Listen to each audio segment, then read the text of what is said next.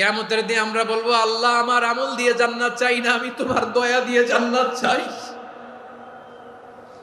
তোমার দয়া ছাড়া আমার কোনো উপায় নাই। লিল্লাহি তাকবীর। নারায়ে তাকবীর, নারায়ে তাকবীর। মিজানুর রহমান আদের সাহেবের আগমন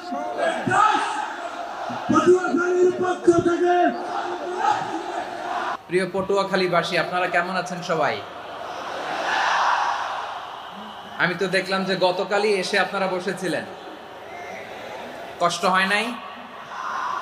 সারাদিন খাওয়া দাওয়া করতে পেরেছিলেন তো?